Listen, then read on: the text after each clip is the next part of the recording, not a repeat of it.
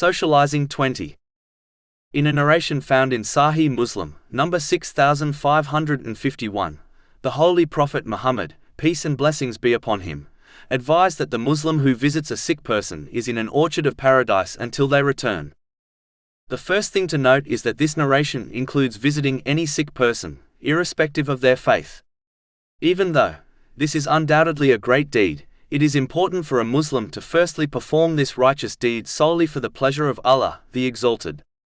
If they do it for any other reason, such as to show off to people, they will not gain reward from Allah, the Exalted.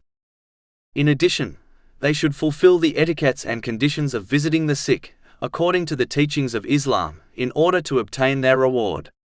In this day and age, it is easy to contact the sick and their family beforehand, in order to ensure they visit them at the appropriate time, as a sick person will be resting throughout the day, and this will minimize the disruption caused to their family. They should not stay long thereby, causing trouble to the sick person and their relatives. They should control their actions and speech so that they avoid all types of sins such as gossiping, backbiting and slandering others. They should encourage the sick to be patient and discuss the rewards associated with it, and generally discuss beneficial matters in respect to the world and the hereafter. If a person is told to return at another time by the sick person or their household, a Muslim must accept this without holding any grudges, as this has specifically been commanded by Allah, the Exalted. Chapter 24 and Nur, verse 28.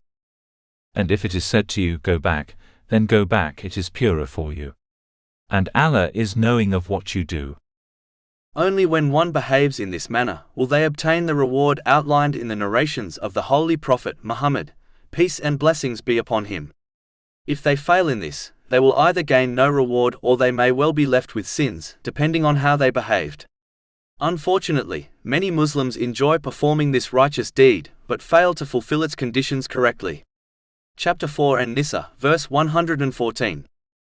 No good is there in much of their private conversation, except for those who enjoin charity or that which is right or conciliation between people. And whoever does that seeking means to the approval of Allah, then we are going to give him a great reward.